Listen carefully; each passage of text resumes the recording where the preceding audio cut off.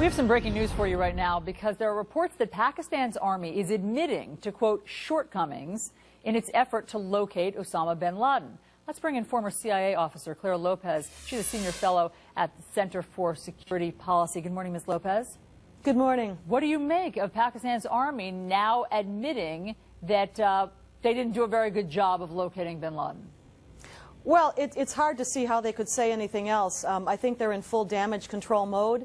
It simply was not plausible previously that they would have maintained the position that they know nothing about that compound in Abbottabad and the presence of Osama bin Laden there for so many years. It just strains credulity. Let's talk about some information that is coming out about what was going on inside the compound. We now know that there were 17 or 18 people, perhaps, inside the compound. What happens to those people? What do the Navy SEALs do with them after the mission is completed and Bin Laden is dead? Well, from what we're hearing in the reports that I've heard so far, they turned over a number of persons to the Pakistanis. There were numbers of guards and those who were firing back at the SEALs who were killed, and others who were included among them, apparently women and children, were turned over to the Pakistanis, to the best of my understanding. And in your experience as a former CIA officer, would they have been interviewed? Would they have been interrogated for information before being handed over? You know, I get the impression that the SEALs had all that much time to conduct interviews like that. They were very busy collecting the evidence from that site, including the computers, the hard drives, the flash drives, and so forth, looking for documents, bringing all of that out, and then, of course, arranging for their transportation minus one helicopter. So I'm not sure they would have had a lot of time to conduct very extensive interrogations, but that apparently has been left to the Pakistanis. Speaking of that helicopter, so we now know that this tailpiece of this super secret stealth helicopter was left behind. How worrisome is this?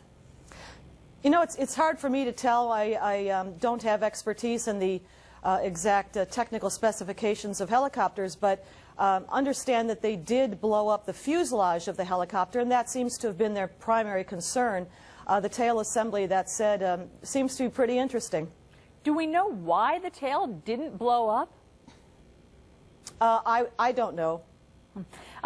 The Pakistani military is known, obviously, to have a close relationship with the Chinese military. How likely is it that that tailpiece, with whatever sort of information it has about materials, it has or will be handed over to Beijing?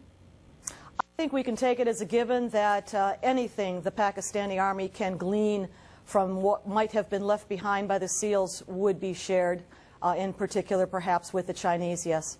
And would this be able to serve as a blueprint for the Chinese army to then copy this technology? Well, again, I don't know if they already know of it or if they already have something similar.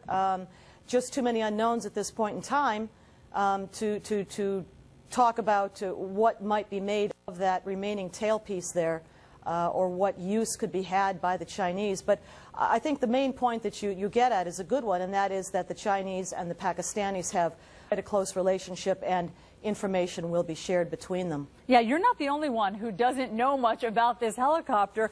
No one had seen anything like it. In fact, a former Defense Department official is on the record saying that he has never seen anything like what we're seeing on this tailpiece in terms of the unusual covers on the rear rotors there and the high-tech material that it was made out of. It sounds like no one, even in this country, was sure that this technology existed.